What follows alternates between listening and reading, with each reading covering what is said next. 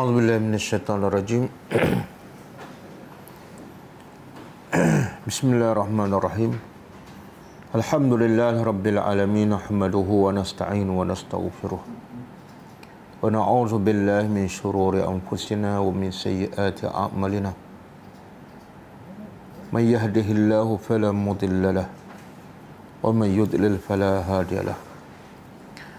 Asyhadu an la ilaha illallah wahdahu la syarika lahu wa asyhadu anna Muhammadan abduhu wa rasuluh. Subhanaka la ilma lana illa ma 'allamtana innaka antal alimul hakim. Allahumma 'allimna ma yanfa'una wanfa'na bima 'allamtana wa zidna ilma. Allahumma ati anfusana taqwaha wa zakkiha anta khairu man zakkaha. Anta waliyuha wa maulaha. Rabbi yassir wa la tu'assir, Rabbi tammim bil khair, amma ba'du. InsyaAllah pagi ini kita sambung tadabbur surah Al-A'raf ayat 144. Sebelum tu kita tengok pengajaran ayat lepas. Ayat 142 ke?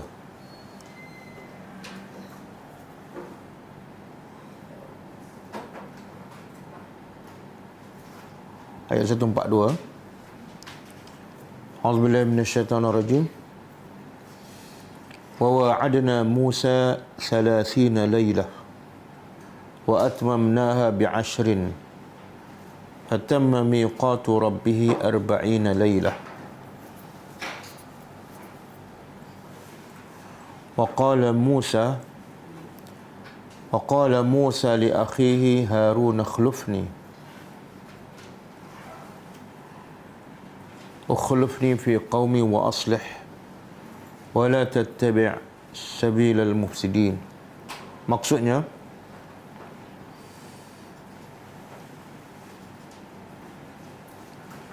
dan kami telah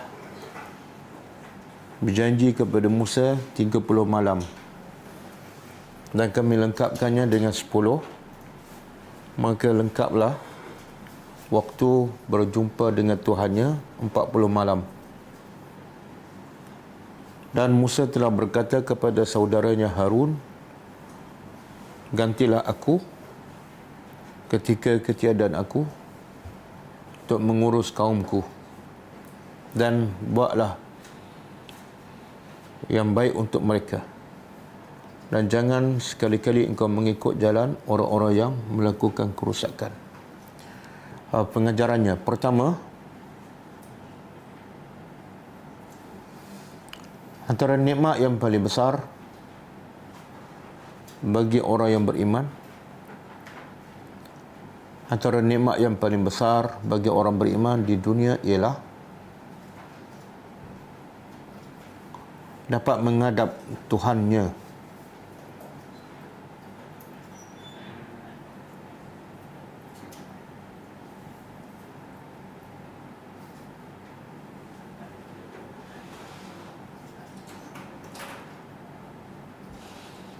Sama ada menghadapnya Musa, sama ada sebagaimana menghadapnya Musa Allah Subhanahu wa taala di Bukit Saina, atau menghadapnya orang beriman kepada Tuhannya ketika solat 5 kali sehari.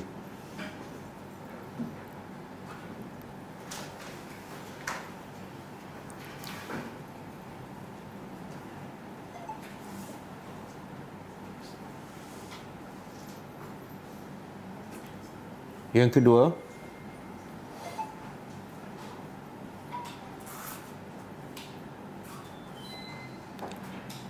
barang siapa yang beriman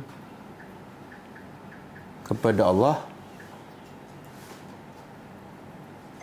dan mencintainya, maka hendaklah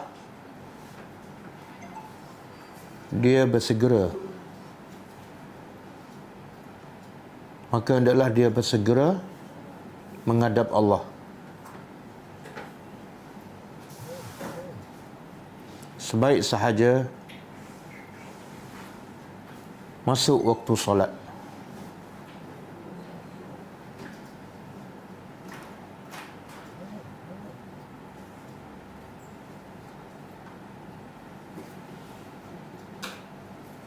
Yang ketiga,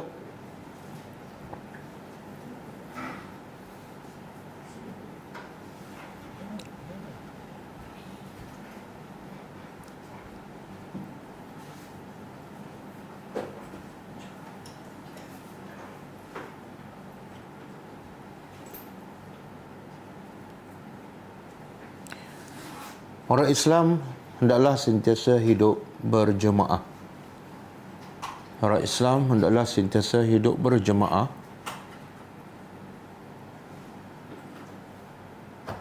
dengan melantik seorang ketua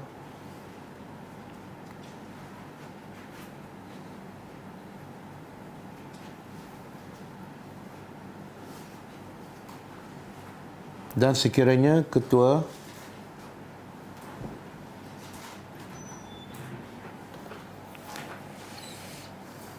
tiada, hendaklah dilantik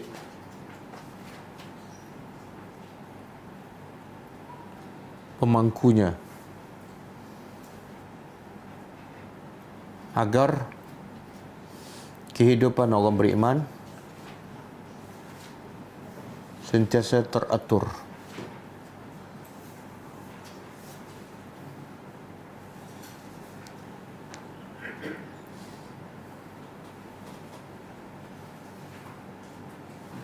Yang keempat,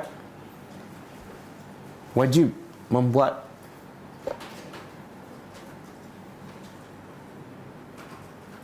apa-apa yang membawa kebaikan kepada manusia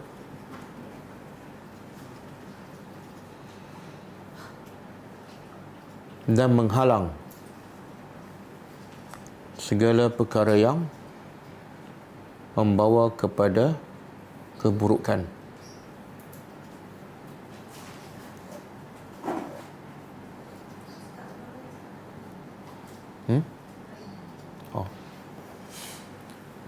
Wajib melakukan apa-apa sahaja yang membawa kebaikan kepada manusia dan menghalang apa-apa perkara yang membawa kepada keburukan.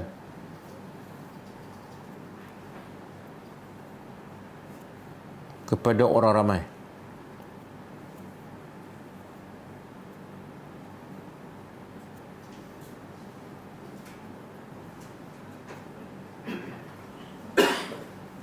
Okey, ayat seterusnya. Walamma jaa Musa limiqatina wa kallamahu rabbuhu qala rabbi arini anzur ilaik qala lan tarani walakin انظر إلى الجبل فإن استقر مكانه فسوف تراني فلما تجلى ربه للجبل جعله دكا وخر موسى صعقا فلما أفاق قال سبحانك tubtu ilaik wa ana awwalul mu'minin. Maksudnya, dan tatkala telah datang Musa ke waktu perjumpaan dengan kami dan Tuhannya telah bercakap dengannya, dia berkata, wahai Tuhan, tunjuklah aku wajah engkau untuk aku melihat kepada engkau.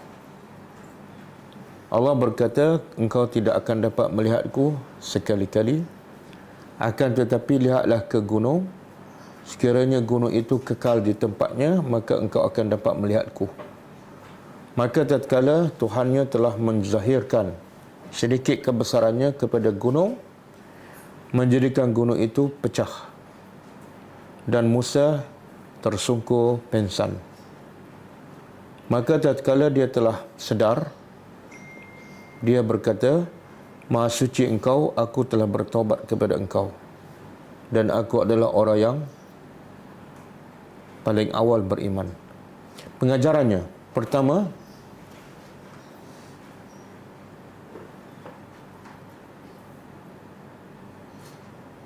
cinta Nabi Musa AS kepada Tuhannya menyebabkannya meminta sesuatu perkara yang tidak sepatutnya, iaitu meminta untuk melihat wajah Allah di dunia.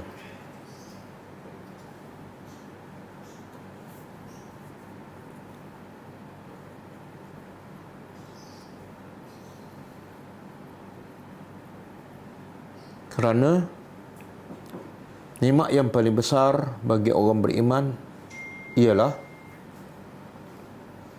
melihat wajah Allah di akhirat.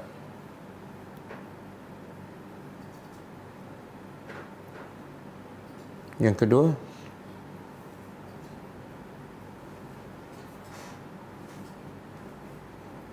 kebesaran dan keagungan Allah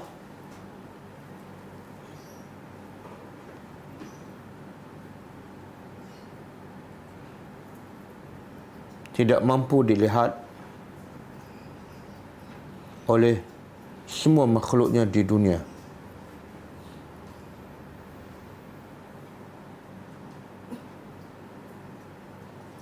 Tetapi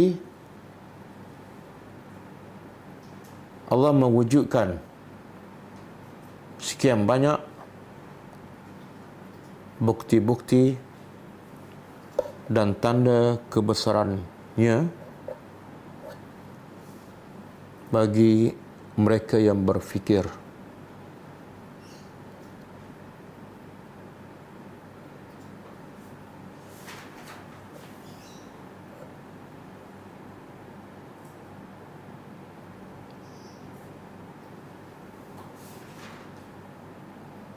Yang ketiga, orang yang beriman wajib segera bertaubat dan kembali kepada Allah apabila melakukan apa-apa kesalahan atau dosa.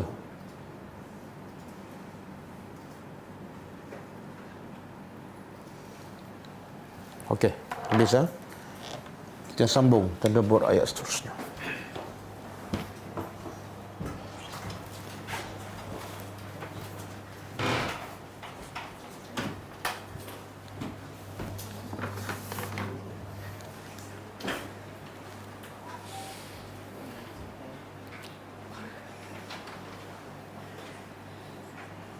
Okey, ayat hari ini 144 kaitan dengan ayat yang lepas. Kalau ayat yang lepas, Nabi Musa memohon untuk melihat wajah Allah setelah mendengar suaranya. Tapi Allah mengatakan, engkau tidak akan mampu melihat wajahku. Itu menunjukkan antara pengajarannya bukan semua permintaan ataupun doa orang beriman Allah perkenankan. Contohnya permintaan Nabi Musa Allah tidak perkenankan.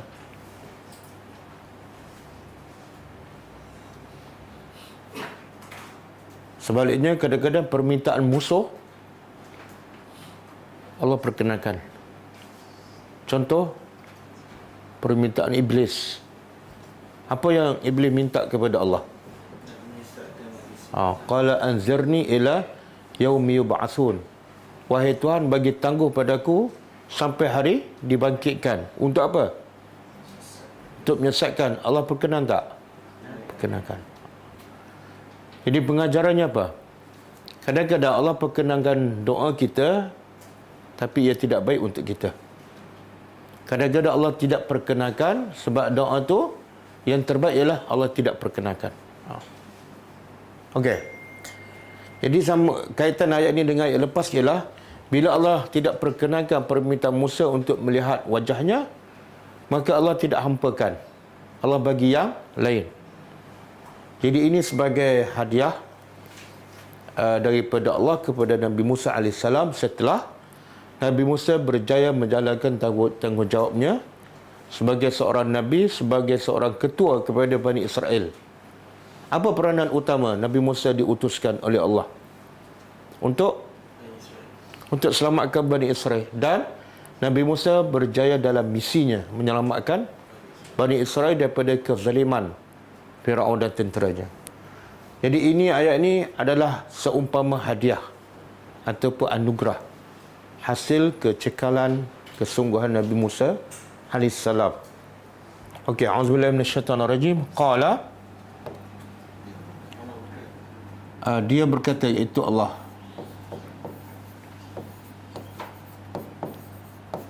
dia berkata, ya Musa, wahai Musa, inni, sesungguhnya aku istafaituka. Istafaitu daripada istifa. Istifa'u,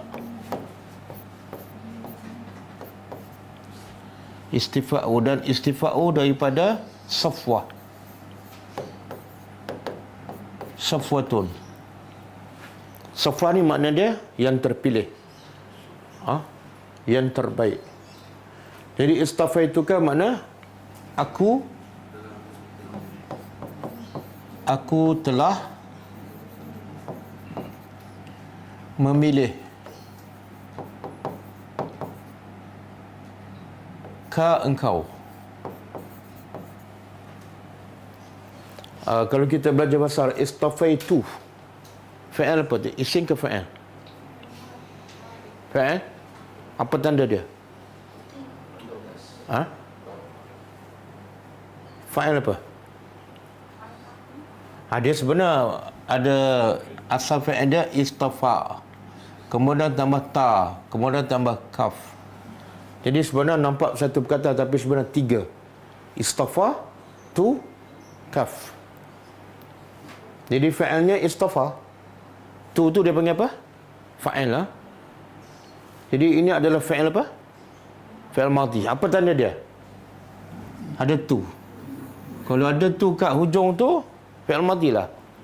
Tu, ta, ti, tuma, tum, tunna, semua fa'al madhi. Jadi Allah kata, aku telah memilih. Ka tu engkau, Nabi Musa. Di sini pun dah ada aku ni. Ini sesungguhnya aku. Sini pula tu, aku juga. Berapa kali aku? Dua. Kenapa sebut dua? Dia bahasa Melayu tak ada kan? Pernah tak kita bercakap, sesungguhnya aku nak makan? Ada? Tak ada. Tapi dalam Quran banyak. Apa rahsianya? Rahsianya ialah Allah nak beritahu, sesungguhnya hanya aku yang berhak memilih. Jadi Nabi dan Rasul ni adalah hak Tuhan untuk memilih. Manusia tidak ada hak untuk memilih siapa yang dia nak ataupun melantik dirinya sebagai Rasul. Betul kan? Ini pilihan. Kan kita berdoa, ya Allah, lantiklah aku sebagai Rasul. Jadi aku sahaja yang berhak memilih engkau. Okey? Memilih engkau, melebihkan engkau, mengutamakan engkau ala nas, ke atas manusia.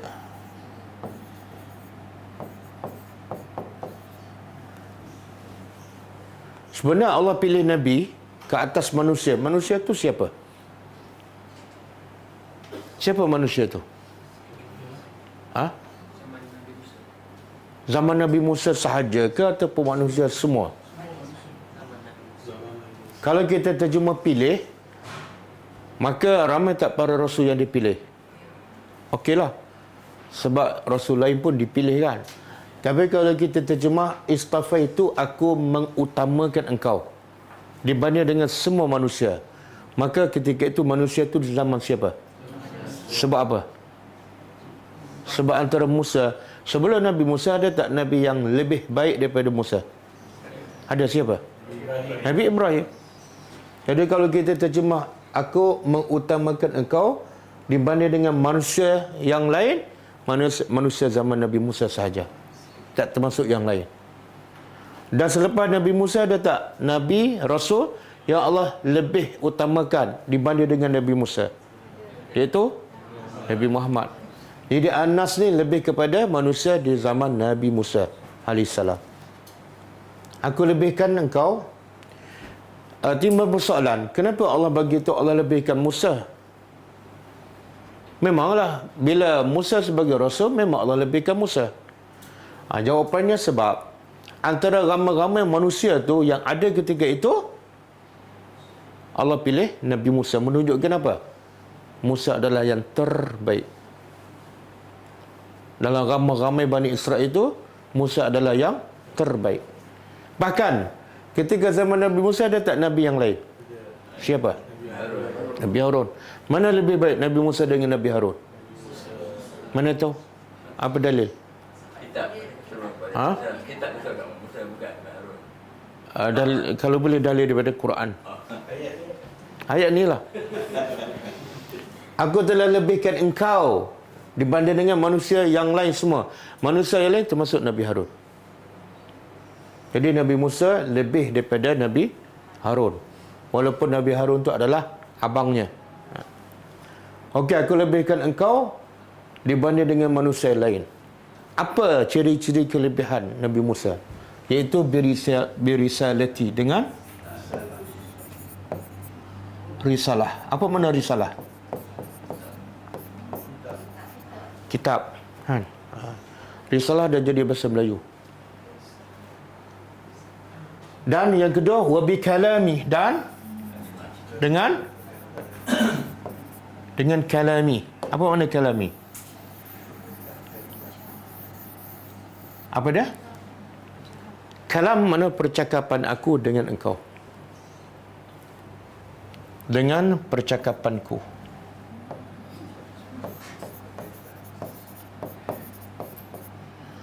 Antara gelaran Nabi Musa apa dia?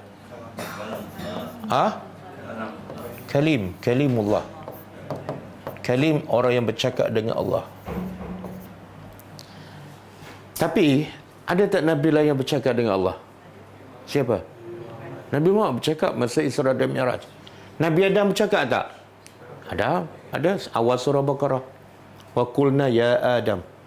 Kami berkata wahai Adam. Kenapa Allah sebut Musa di sini sedangkan Nabi lain pun ada juga yang bercakap dengan Allah? Tak, Nabi Muhammad pun cakap masa kat dunia ketika Isra dan Mi'raj.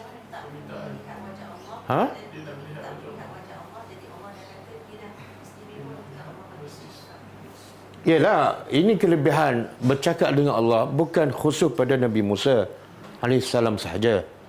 Nabi lain pun Allah bercakap juga, betul? Jadi kenapa Allah sebut?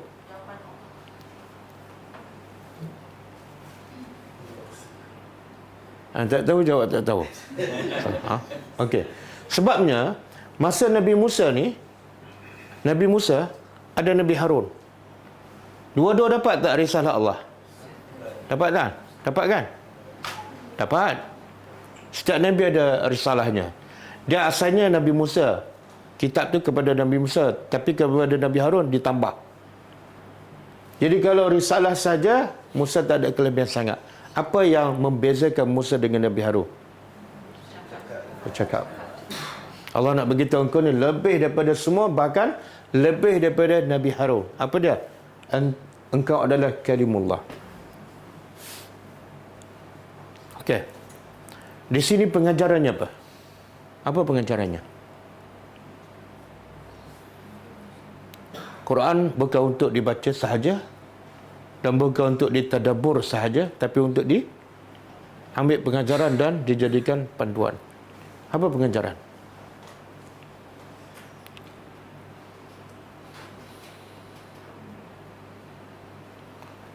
Pengajarannya ialah Allah akan lebih manusia dengan apa? Dengan apa? Risalah. Bukan dengan pangkat, bukan dengan harta, bukan dengan keturunan. Manusia yang terbaik ialah para rasul, para nabi, betul? Dan semua para rasul, para nabi, Allah bagi harta ke bagi kitab? Kitab. Yang Allah bagi harta ada 2-3 orang. Nabi Sulaiman, Nabi Daud kan.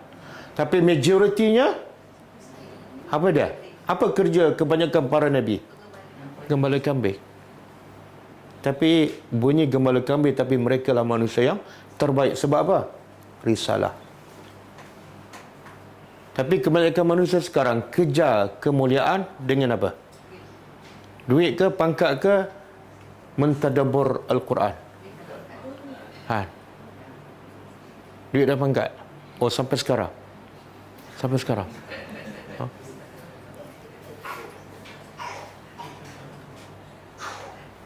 Kalau ustaz, orang tanya, ustaz, selain pada ustaz mengajar, kerja apa? Gembala kambing. Orang pandang mulia ke? Tak tahulah. Jawab sendirilah. Okey, lepas kami bagi risalah, apa kewajipan? Apa kewajipan Nabi? Dan termasuklah kaumnya bila dia beri risalah oleh Allah. Apa kewajipannya? Simpan? Cetak banyak-banyak? Fakhus. Maka ambillah. Ambillah.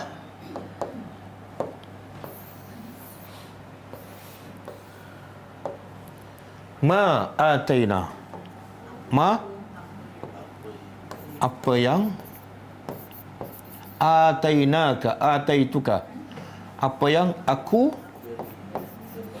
beri kepada engkau.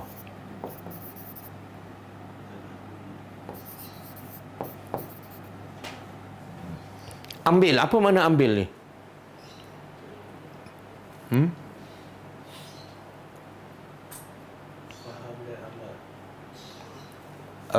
Ambil ni hanya sebagai simbolik sahaja. Bukan makna asal perkataan ambil, ambil je lah kan. Ambil kunci, ambil makanan. Bukan itu maksudnya. Tapi ambil di sini ialah ambil, baca, faham dan amal. Apa dalil? Tengok ayat seterusnya. Wa kun.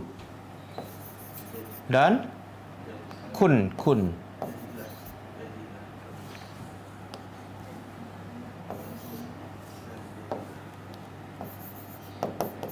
Jadilah engkau minasyakirin, dari asyakirin, orang-orang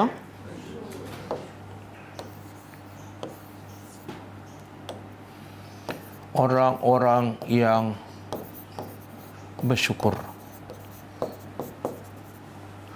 Okey, wajib tak jadi orang bersyukur? Wajib. Apa dalil? Apa dalil? Yalah ni yang mana? Apa perkataan yang menunjukkan jadi orang bersyukur adalah wajib? Kun. Kalau kita belajar bahasa Arab, kun tu fi'il amar. Kun dan fi'il amar menunjukkan perintah. Perintah menunjukkan wajib. Sebab tu Allah sebut dalam ayat lain kan? Surah apa ni? Surah Baqarah. Tak bagi ya?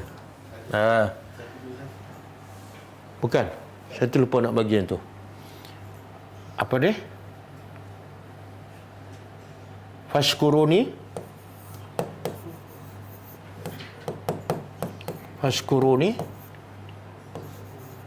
wala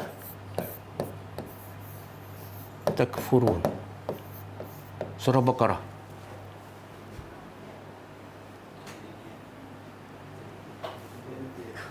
Surah apa? Ayat apa? 152. Cuba baca. Fazkuruni azkurkum. Kemudian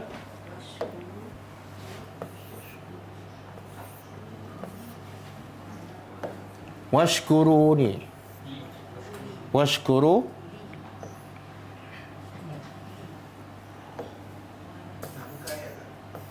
boleh je.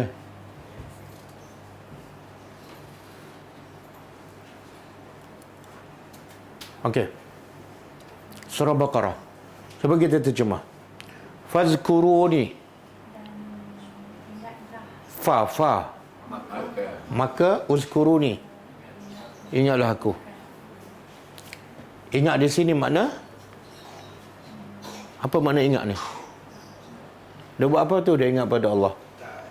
Orang azan tak pergi solat pun. Ingat ni, zikrullah yang paling besar ialah ta'atullah.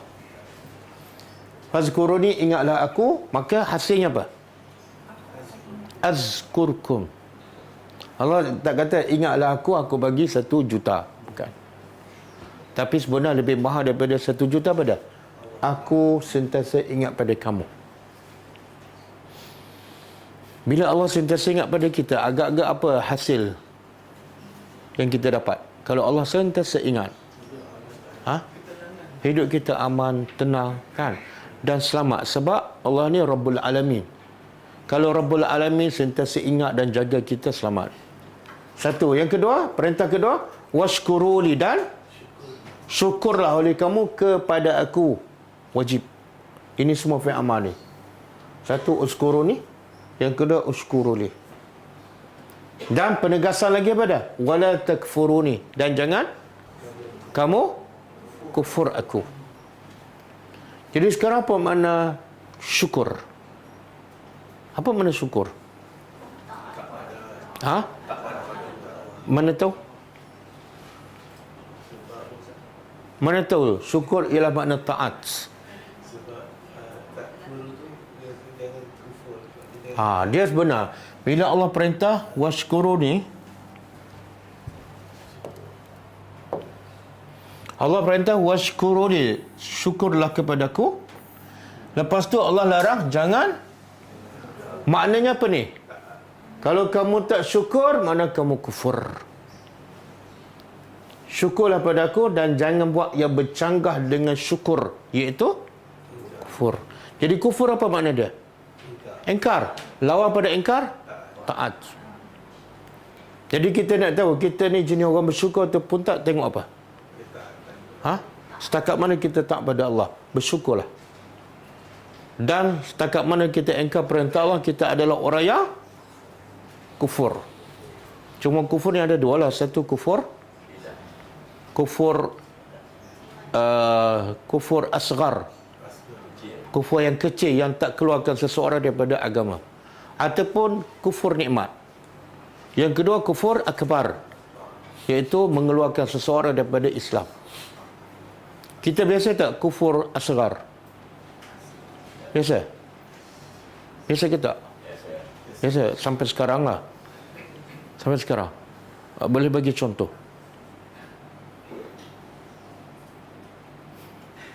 Yang kufur nikmat tu, apa contoh dia? Oh, sampai sekarang ada riak lagi. Ini ayat keberapa dah tak ada pun ya? Riak tu mungkin jarang-jarang ada kan. Tapi ada satu kufur kecil ataupun kufur nikmat yang mungkin selalu berlaku. Dia kufur ni, kita menyalahgunakan semua nikmat Allah. Kufur lah. Nikmat mata, Allah bagi mata untuk apa? Untuk kita bersyukur. Macam mana syukur mata? Guna mata tengok benda yang Allah redha sahaja. Bila tengok ikut nafsu, kufur lah tu. Kan? Tangan, Allah bagi tangan supaya kita bersyukur. Gunakan tangan untuk taat pada Allah. Bila kita salah guna tangan, pukul orang, cek tanda tangan, cek yang rasuah kan, itu kufur. Kaki, Allah bagi kaki untuk apa? Dia pusing satu bukit je tak selesai, tapi tak sampai ke masjid. Itu kufur apa tu? Kufur nikmat kaki. Kufur nikmat masa, Allah bagi dia 24 jam, termenung je bersembah kosong. Kufur. Kufur membazir duit. Betul? Baiki rumah tak habis-habis walaupun umur 78. Okey.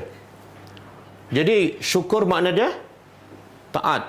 Lawan dia kufur. Okey, jadi Allah perintah pada Musa, kun, jadilah kamu orang yang bersyukur. Bersyukur. Jadi kita tahu. Allah kata, ambillah apa yang aku beri kepada engkau. Ambil tu, macam mana cara ambil? Jadilah orang yang bersyukur. Itu semua perintah Allah dalam risalah aku, kamu taat.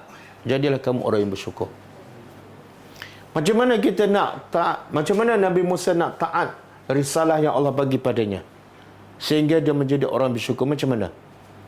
Asasnya mesti fahamlah. Kalau tak faham ataupun membabi buta, mana mungkin kita boleh taat pada mesej dalam Al-Quran. Okey. Cuba ambil kata-kata Syekh As-Sa'di.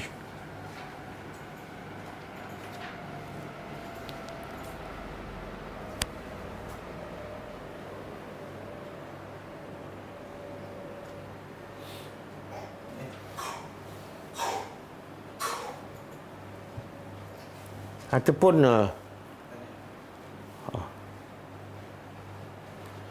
okey, nanti ana tadabbur ayat seterusnya dulu, bawa ayat ni. Keluar balik. Okey, ayat seterusnya. Wa katabna. Apa yang Nabi Musa dapat daripada Allah ketika di Tur Saina? Risalah. Soalannya, apa kandungan risalah tersebut? Ayat seterusnya Allah huraikan. Apa kandungannya? Wa katabna, dan kami telah tulis lahu baginya, iaitu bagi Nabi Musa, fil alwah. Fi alwah. Alwah ni, kalau banyak alwah, kalau satu lauhun. Lauhun. Kalau satu lauhun. Kalau banyak alwah. Okey, apa makna lauhun? Kalau bahasa Arab, qit'atun murabba'atun minal khashab. Satu potongan 4 segi daripada kayu. Papan tulis yang 4 segi. Dulu ada kan whiteboard yang kecil kan. Itu dipanggil macam lauha. Kalau satu lauhun, yang kalau banyak alwah. Kita biasa dengar lauh mahfuz. Kan? Semua apa yang berlaku, apa yang akan berlaku, semua telah tercatat di mana? Lauh mahfuz. Okey. Jadi Allah kata, kami telah tulis baginya, bagi Musa, fil alwah, dalam ataupun di alwah. Okey, sekarang papan yang ditulis isi kandungan Taurat yang Nabi Musa dapat ni daripada kayu ke daripada besi? Ada pendapat mengatakan ia daripada besi. Dia tulis apa tu? Papan. Daripada batu. Sorry, bukan besi, batu. Daripada papan tulis dari batu.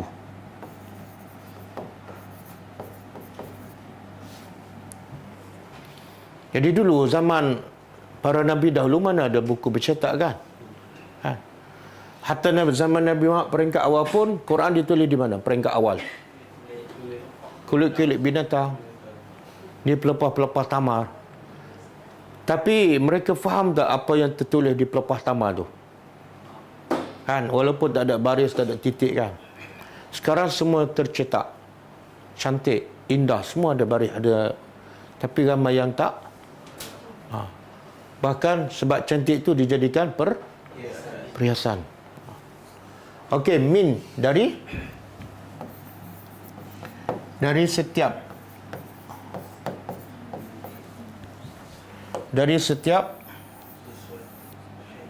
syai'in, sesuatu.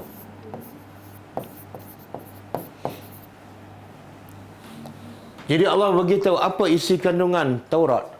Iaitu kami tulis min kulli syai'in, setiap sesuatu. Apa maksud setiap sesuatu? Dalam tafsir Al-Maraghi dia kata, setiap sesuatu yang diperlukan oleh manusia ketika itu semua ada tertulis dalam kitab Taurat. Sebab tujuan kitab Taurat untuk apa? Ataupun semua kitab Allah, tujuan untuk apa? Untuk menyelesaikan masalah manusia. Jadi semua peraturan, kaedah, undang-undang yang boleh menyelesaikan masalah manusia ada dalam kitab Allah. Kemudian kitab Taurat ni dalam bentuk mau'izah. Mau'izah apa dia?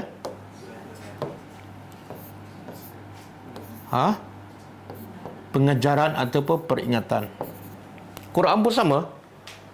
Quran ada tak juga dinamakan mau'izah? Ada kan? Surah apa? Cuba buka surah Yunus. Ayat 62 ke?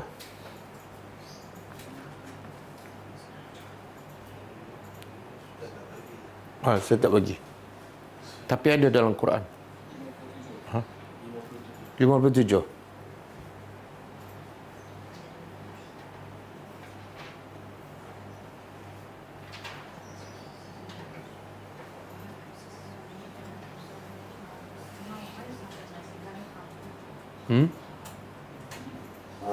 Ada?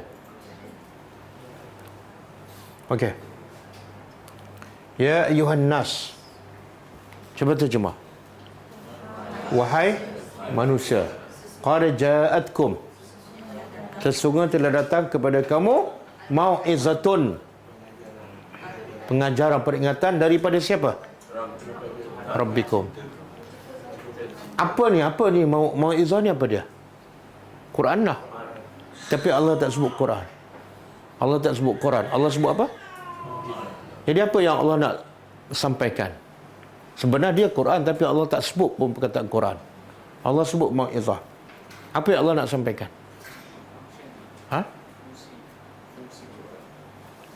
Allah nak beritahu Quran ni tujuannya, fungsinya ialah untuk mengingatkan kamu.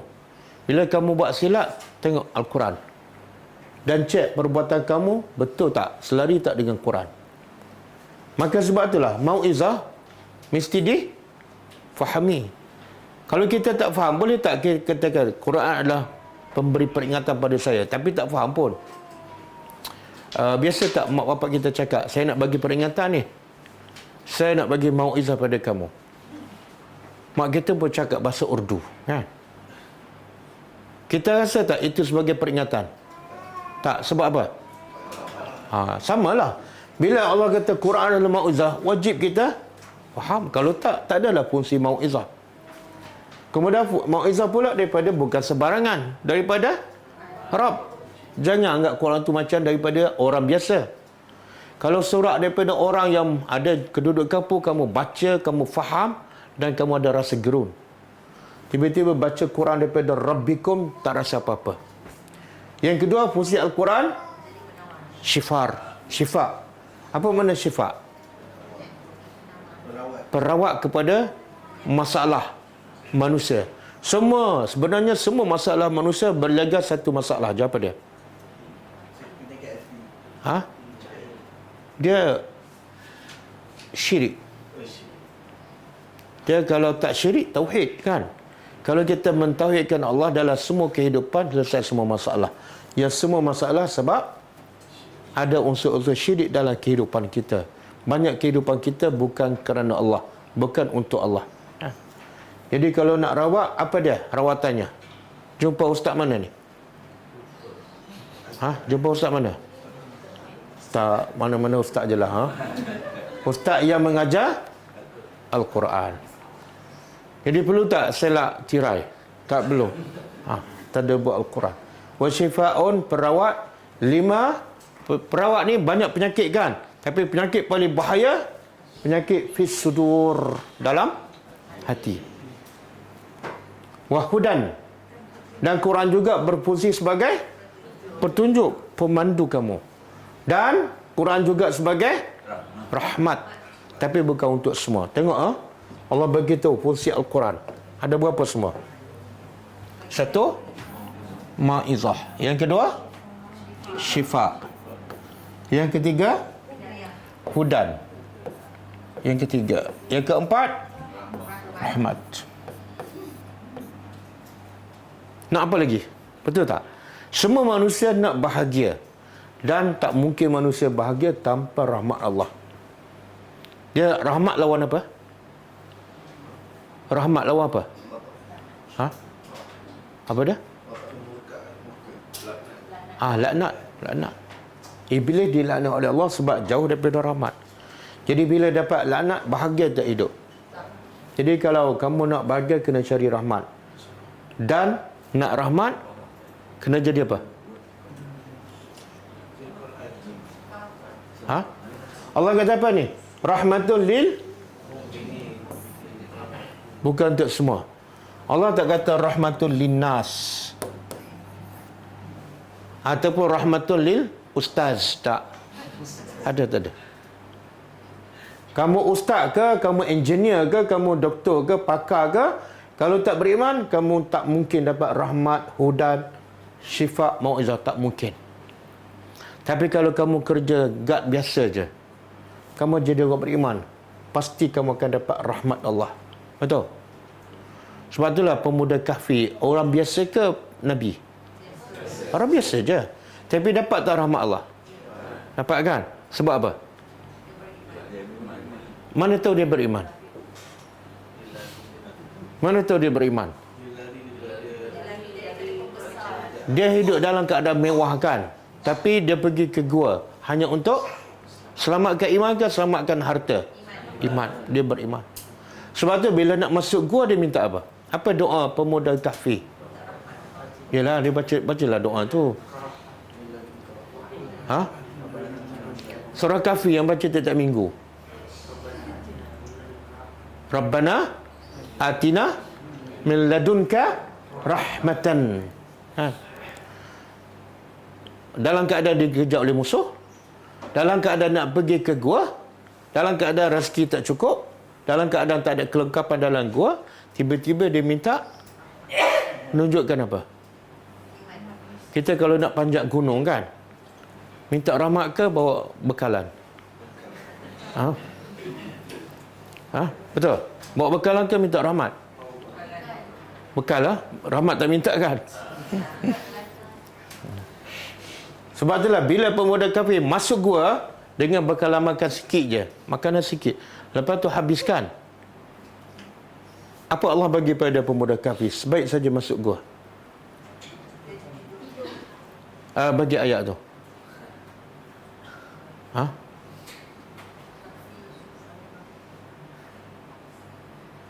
Tak ingat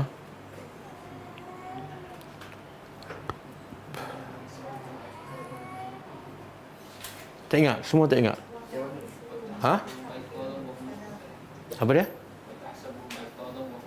Bukan. Allah sebut perkataan rahmat. Pemuda kafir doa sebut rahmat. Bila masuk pun Allah sebut, Allah bagi rahmat kepadanya. Falamma i'tazalahu wa ma ya'buduna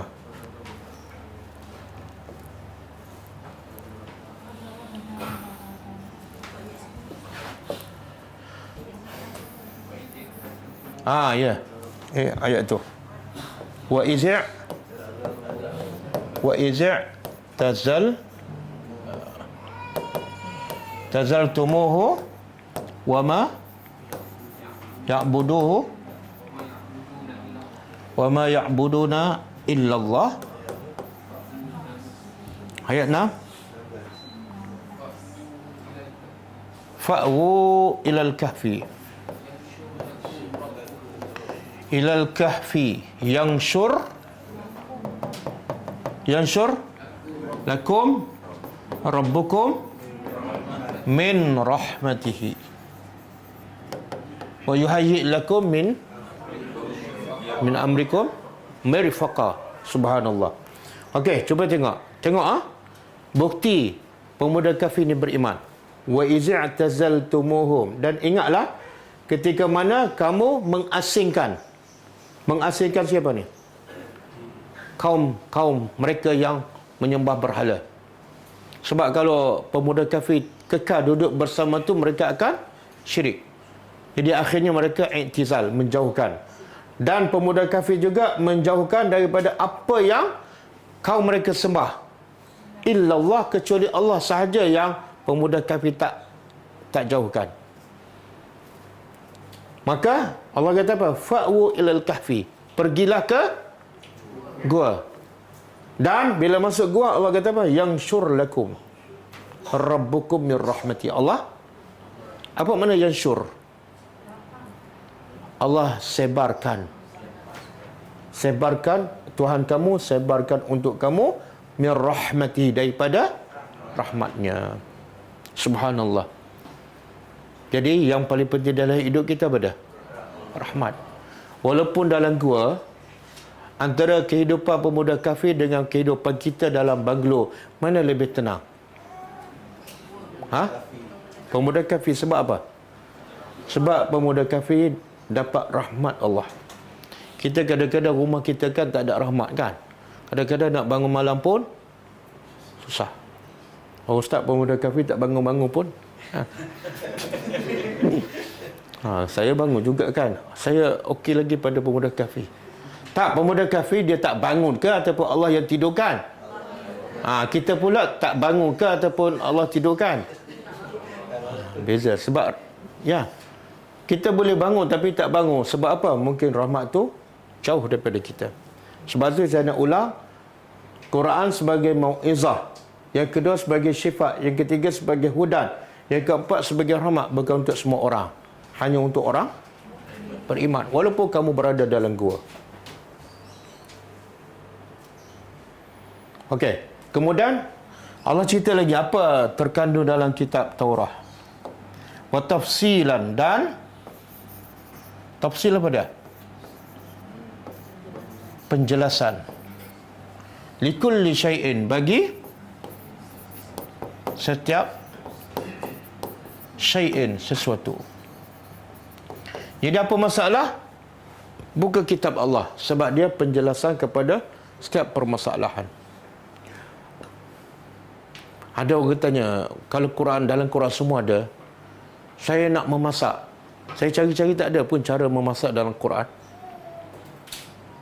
Maka Syekh tu kata, ada, kamu je tak faham. Allah kata apa? Fas'alu ala zikri in kuntum la ta'lamun. Quran kata, tanyalah orang yang berilmu kalau kamu tak tahu. Quran bagi panduan. Nak memasak kan? Keadaannya apa? Pergi tanya. Kamu tak faham je. Okey, fakhuz. Maka khuz. Tadi dah jumpa. Ambillah. Ia ni balik pada isi kandungan Taurat. Ambillah ia biquwwah, dengan kuat. Sekarang kita nak faham. Allah kata ambil, tapi tak cukup dengan ambil, ada satu lagi, ambil dengan kuat. Macam mana ambil dengan kuat? Ialah macam mana sungguh-sungguh? Ambil Quran, pegang betul-betul, lepas tu simpan betul-betul.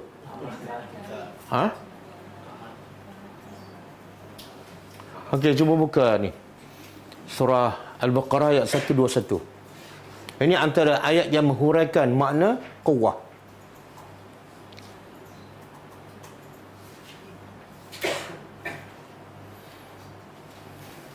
Okey. Al-Baqarah 121. A'udzubillahi minasyaitonir rajim.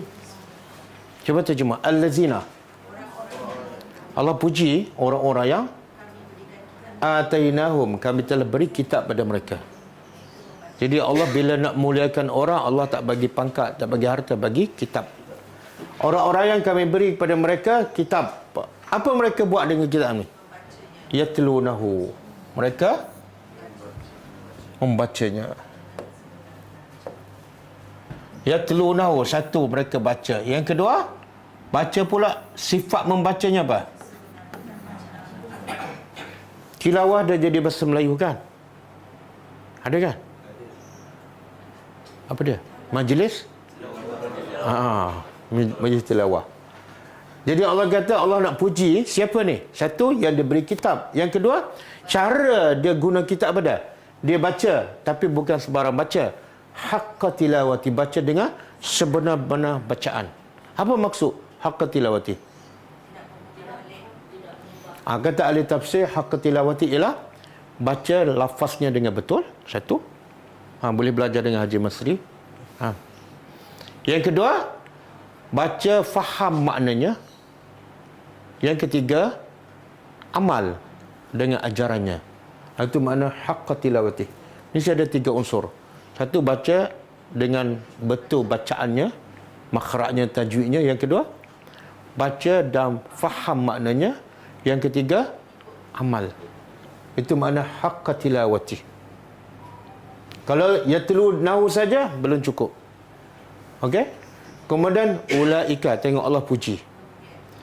Mereka itulah orang yang yu'minu nabi beriman dengan apa? Beriman dengan kitab. Jadi Allah sebut beriman tu bila tu? Setelah apa? Setelah ada proses ni, haqqa tilawati. Boleh tak kalau dia baca, dia tak faham, lepas tu saya beriman dengan kitab yang saya baca? Boleh? Tak boleh. Sebab tu Allah sebut beriman setelah ada haqqa tilawati. Dan lepas tu Allah kata apa? Wa man yakfur bihi. Siapa yang kufur, engkar dengannya? Dengan apa? Al-Quran. Faulaika humul khasirun. Itulah orang yang. Dan kalau beriman pun Allah sebut setelah membaca haqqa tilawati. Kalau kufur pun Allah sebut setelah haqqa tilawati. Maksud apa tu?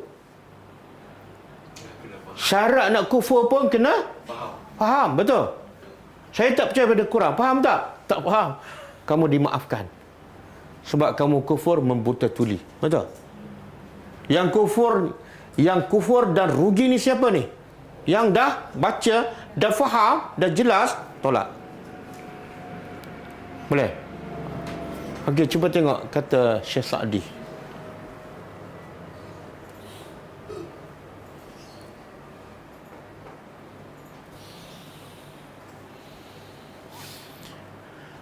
Qala Syekh Sa'di rahimahullah.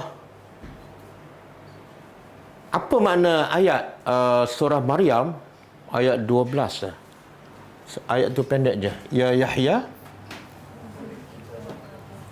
khuzil kitaba. Ya Yahya. Ya Yahya khuzil kitaba biquwwah. Surah Maryam kan ayat 12. Okey, ya Yahya. Siapa Yahya? Nabi Yahya, bukan guru Yahya ni, Khuz. Ambil kitab biquwwah. Sama dengan ayat tadi kan? Ambil kitab dengan kuat. Apa makna kuat? Kata Syekh Sa'di rahimahullah ahli tafsir, dengar. Dalla. Cuba terjemah. Dalla telah menunjukkan al-kalamu as-sabiq, kata-kata yang lepas, ala wiladati Yahya. Ayat ni menunjukkan kelahiran Nabi Yahya, wasyababi, dan kepemudaannya. Dia adalah orang muda, wa tarbiyati, dan pendidikannya. Okey, falamma, maka tatkala wasala, telah sampai ila halatin kepada keadaan hal, yafham, dia boleh faham bila Nabi Yahya dah sampai tahap umur muda dan sampai tahap dia faham fi hal khitab, apa saja ucapan. Ketika itu amarahullah, Allah perintah Nabi Yahya an ya'khuza, agar mengambil. Itu Allah perintah khuz, mengambil kitab biquwwah, dengan kuat. Apa makna kuat?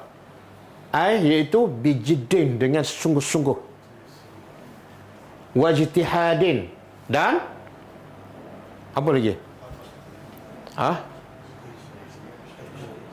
Jiddin dengan ijtihad ni makna dia lebih kurang dengan sungguh-sungguh, dengan keazaman yang tinggi.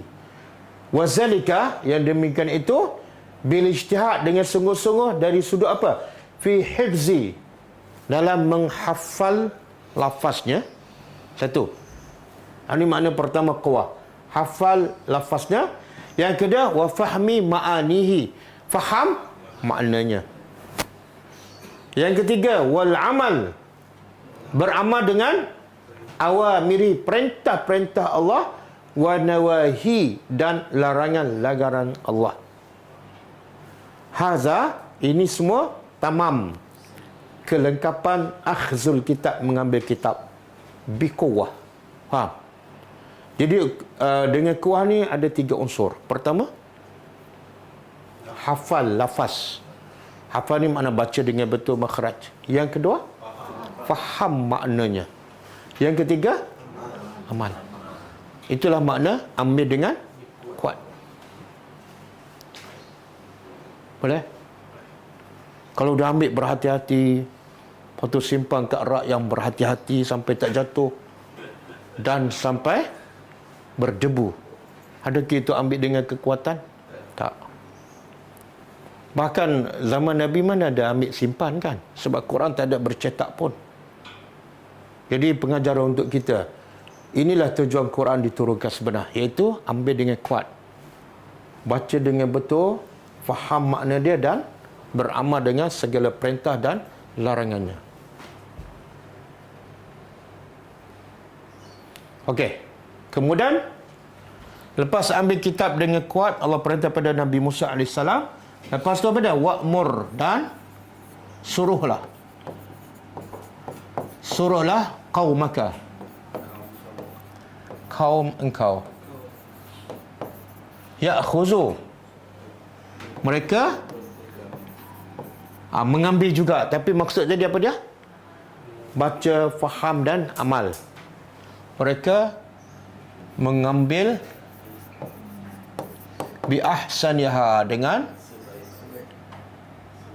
dengan sebaik-baiknya. Apa maksud ahsan? Paling baik. Kalau baik, hasan. Hasanun baik. Paling baik, ahsan. Dan bahasa Arab ada pattern dia. Kalau paling baik, pattern dia apa dia?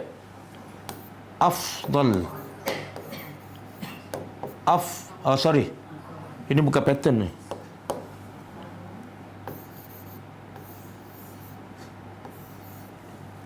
Pattern dia ialah af'al. Af'al. Kalau perkataan tu ada 4 huruf, af'al. Lepas tu baris dia yang pertama, baris atas. Huruf kedua, mati. Huruf ketiga, baris atas. Maka makna dia paling. Contoh hasan baik. Kita jadikan hasan dalam bentuk pattern af'al. Ahsan. Sekarang jadi makna paling baik. Kalau kabirun, besar. Paling besar, akbar. Kalau fadlun, lebih. Paling lebih, afdal. Itu yang biasa dengar lah. Saya bagi contoh perkataan yang tak pernah dengar. Apa dia? Jamilun. Jamilun cantik. Paling cantik, ajmal. Saghirun, kecil. Paling kecil, asghar. Okey? Jadi Allah kata apa? Allah kata, lepas kamu baca, faham, amal, suruh. Tengok. Kalau kita baca, kita faham, kita amal. Seorang-seorang. Tak peduli pada orang. Tak lengkap. Lepas tu, tanggungjawab kamu, suruh pula kaum kamu. Apa dia? Buat yang terbaik. Okey. Kalau kita perhati dalam Quran, ada tak dalam Quran yang terbaik dan ada yang baik? Yang baik dan ada yang terbaik. Ada tak? Ataupun semua terbaik? Semua terbaik ke?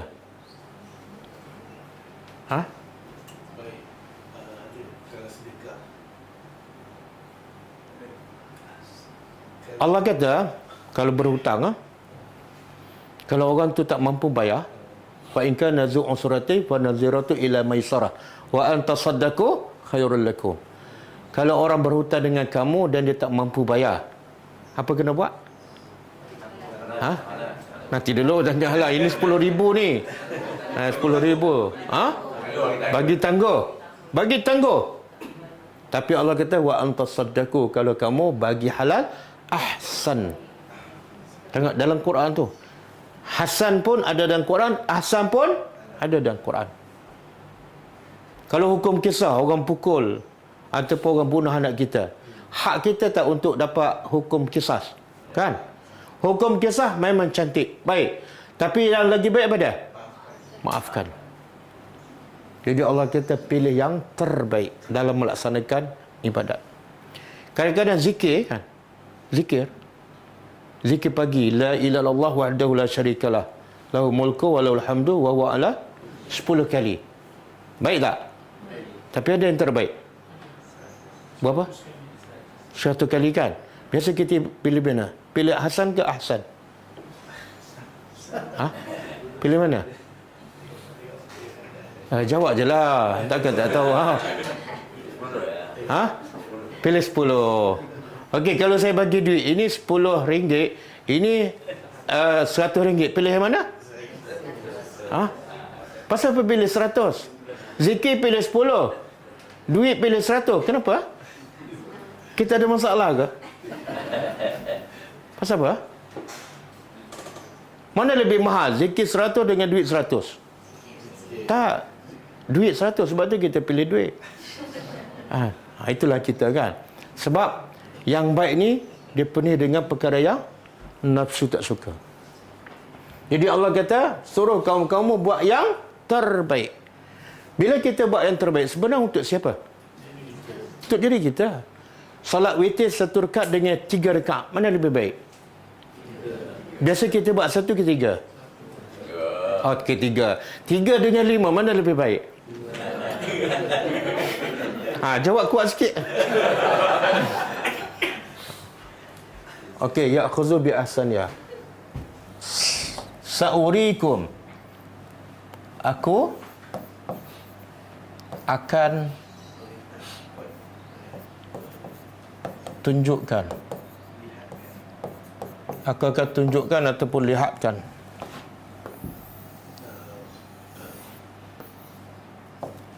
Darul fasiqin. Aku akan tunjukkan kaum kepada kamu. Kamu ni siapa ni? Umat-umat yang ingkar. Darul fasiqin. Dar, apa makna dar? Negeri. Daring dalam masyarakat, mana-mana tempat yang ada orang, sama ada kecil ataupun besar, sama ada orang sedikit ataupun ramai.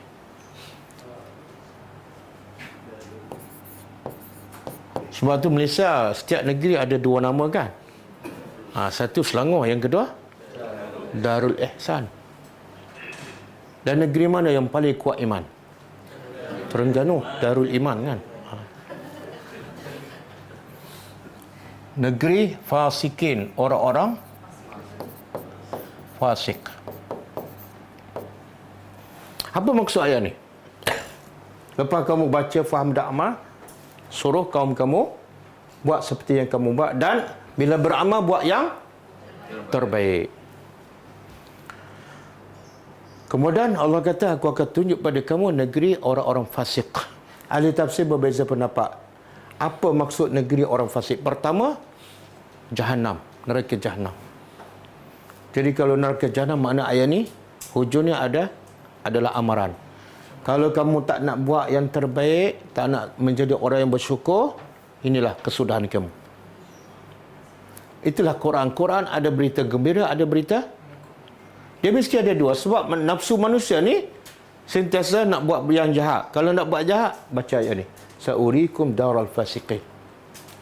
Pendapat kedua, daral fasiqin ialah tempat-tempat kaum dahulu yang dibinasakan oleh Allah semasa kat dunia. Kaum Ad, kaum Samud, kaum Nabi Nuh, kan? Dan ada pendapat ketiga, darul fasiqin ialah negeri Mesir setelah Allah binasakan Fir'aun dengan kaumnya. Jadi kalau kamu ingkar, tak menjadi orang bersyukur, inilah kesudahan kamu. Habis dah ayat. Dah habis dah. 2 ayat je. Saya tak boleh buat apalah sebab ayat dah tak ada lah.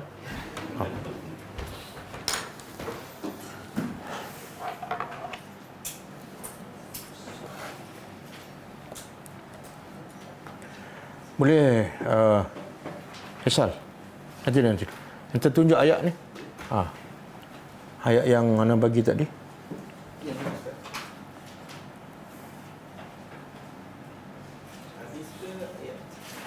Ayat Surah Zumar 18. Surah Zumar 18.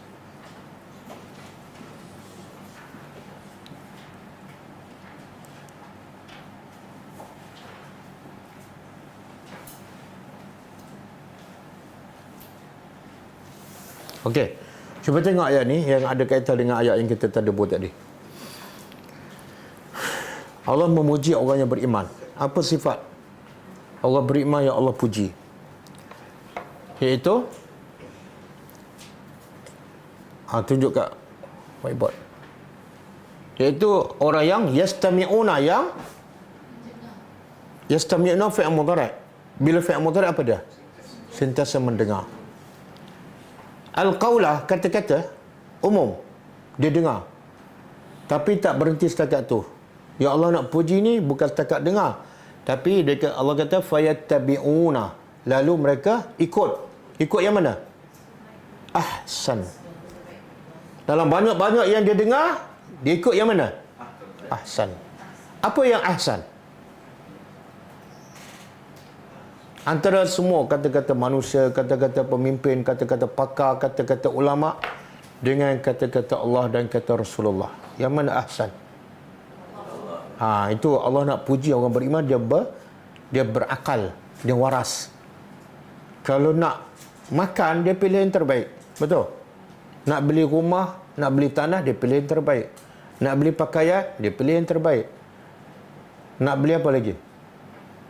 Nak kahwin, dia pilih isteri yang paling terbaik. Tapi kadang-kadang dalam bab agama, dia hentam je. Betul? Tak. Dalam bab agama, lagi kamu kena pilih yang terbaik. Sebab yang agama kamu akan bawa sampai ke akhirat. Jadi Allah puji siapa yang mendengar apa-apa perkataan, tapi akhirnya dia buat keputusan. Aku nak pilih yang terbaik. Sebab ini aku nak bawa sampai ke akhirat. Okey.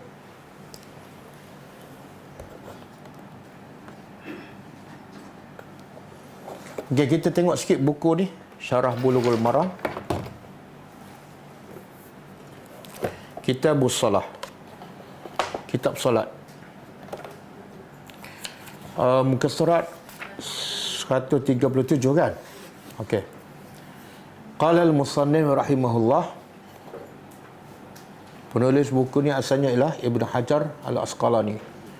Wa an Abi Hurairah radhiyallahu ta'ala anhu qala qala Rasulullah SAW, man sami'a rajulan yanshudu dhalatan fil masjid falyaqul la raddahallahu alaik fa innal masajida lam tubna lihaza. Maksudnya,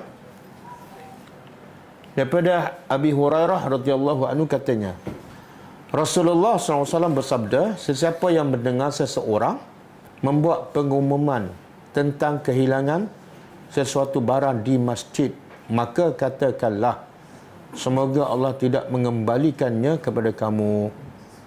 Kenapa? Bila ada orang buat hilang barang, dia pergi ke depan, cakap dengan pembesar suara, saya ada hilang barang. Maka ikut sunnah Nabi apa dah? Kita boleh berdoa pada orang tu, semoga Allah tak bagi jumpa barang kamu. Doa baik ke tak baik? Doa tak baik, tapi dibolehkan. Sebab apa? Sebab Nabi beritahu, sesungguhnya masjid tidak dibina untuk tujuan itu. Itu dia maksud buat apa? Dia menyalahgunakan tujuan masjid dibina. Masjid sebenarnya dibina untuk apa? Untuk beribadah, untuk tenang, untuk khusyuk. Habis kalau barang saya hilang, pergilah cari, tak payah buat pengumuman. Jumpa imam ke apa ke, tak payah buat pengumuman. Apatah lagi, yang lagi tu apa dia? Barang dia hilang kat rumah, pergi umum di masjid. Siapa ada jumpa kucing saya 2 ekor? Kita berdoa, semoga Allah hilang terus kucing kamu. Apa dia? Oh, sakit tak apa.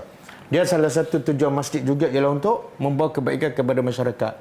Begitu ada orang mati, orang sakit, itu bukan salah guna tujuan. Okey. Sebab itulah bila kita solat, kalau ada ular, kita kena buat apa? Kenapa kan kamu sedang solat? Sebab salah satu tujuan solat ialah untuk menjaga roh kita, kan, nyawa kita. Kalau sampai nyawa kita terancam, tak boleh. Jaga nyawa, kemudian teruskan solat. Jangan tengah-tengah solat ada ular, semoga aku mati syahid, kan?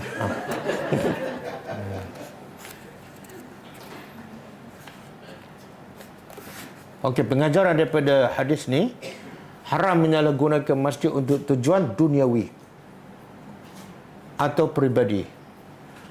Yang kedua, masjid dibina sebagai tempat ibadat seperti solat, membaca Quran, menuntut ilmu dan sebagainya. Yang ketiga, wajib menjaga kesucian masjid dan kemuliaan masjid. Masjid terlalu mulia, dibina untuk sembah Allah, tiba-tiba diguna untuk cari barang hilang. Yang keempat, harus berdoa yang tidak baik ke atas seseorang sekiranya dia melakukan perkara yang diharamkan. Okey, satu lagi. Ini berniaga pula, berniaga dalam masjid. An Abi Hurairah radhiyallahu taala anhu, anna Rasulullah SAW qala, "Idza ra'aitum man yabi'u aw yabta'u fil masjid faqulu lahu la arbahallahu tijaratak." Maksudnya, daripada Abu Hurairah radhiyallahu anhu bahawa Rasulullah SAW bersabda, apabila kamu melihat seorang sedang menjual ataupun membeli di dalam masjid, maka katalah kepadanya, semoga Allah tidak memberi keuntungan terhadap perniagaan kamu, ataupun semoga Allah merugikan perniagaan kamu hari ini. Doa baik ke tak? Tak baik, tapi dibenarkan. Sebab apa? Sebab dia buat benda yang tak baik, iaitu menyalahgunakan masjid. Adakah orang menjual beli dalam masjid?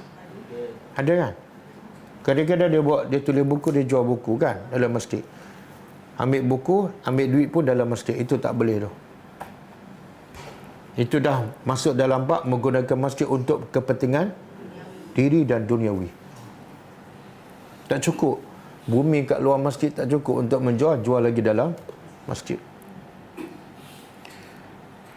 Pengajar hadis.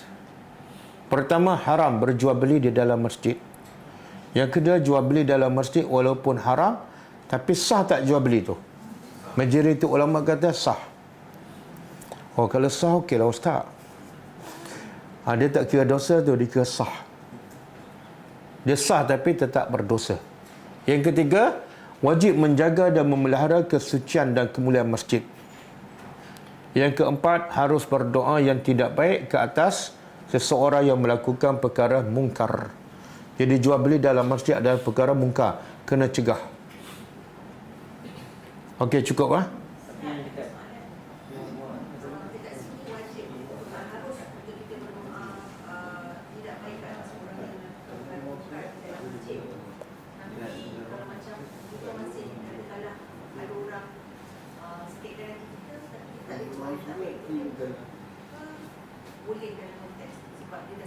Orang buat jahat pada kita, lepas tu kita nak doa tak baik.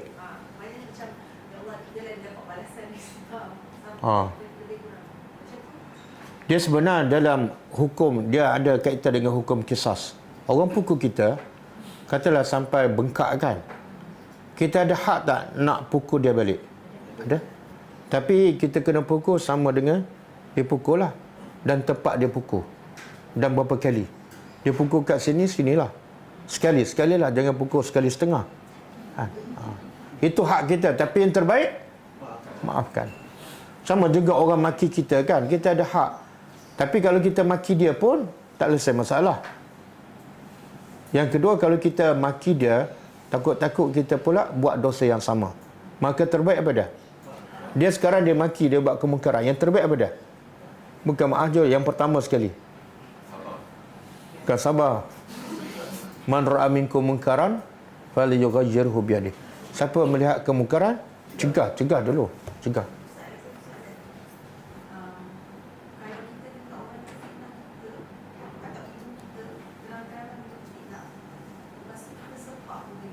Kita apa?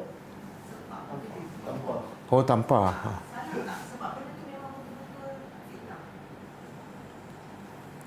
Kenapa nak sepak tampar muka dia?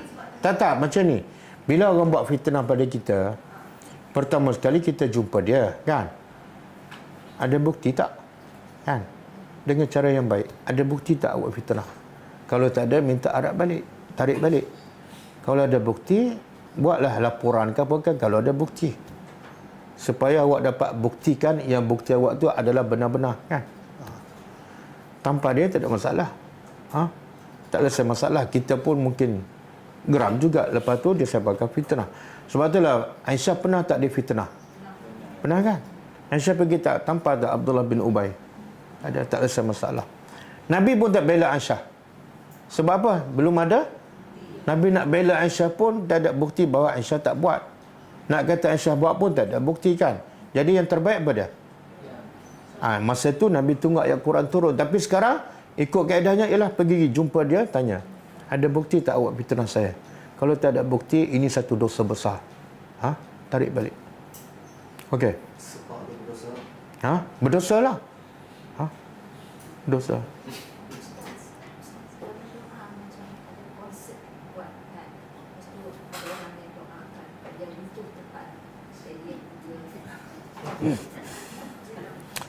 Tak, Nabi kata bila melihat kemungkaran, pergi cegah, bukan doa supaya runtuh.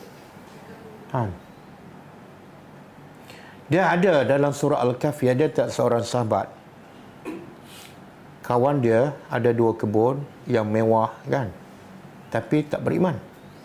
Dia pula sahabat ni beriman tapi miskin. Dan kawan yang miskin berdoa tak pada kawan yang kaya ni supaya kebun dia dibinasa oleh Allah? Berdoa ke tak? Oh, tak. Ada yang kata berdoa, ada kata tak. Surah Kahfi ada satu je. Macam mana ada 2 pendapat? Tak. Kawan dia berdoa. Cek balik. Kawan dia yang miskin berdoa supaya Allah binasakan kebun. Sebab apa? Ada sebab. Sebab kawan dia sombong sebab kebun. Jadi salah satu cara nak hilang sifat sombong tu, hilang benda yang menyebabkan dia sombong.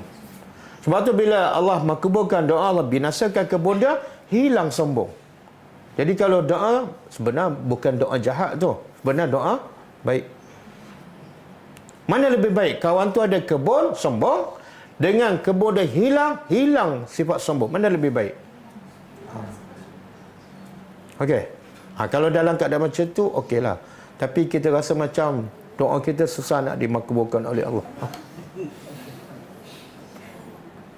Okey, cukup besok ada kelas Al-Asma'ul Husna pukul 10.30. Malam ni ada kelas bahasa Arab. InsyaAllah. Okey, kita tutup dengan membaca tasbih kafarah. Subhanakallahumma wa bihamdika asyhadu an la ilaha illa anta astaghfiruka wa atubu ilaik. Assalamualaikum warahmatullahi wabarakatuh. كتاب الله ترق جنانه وتنل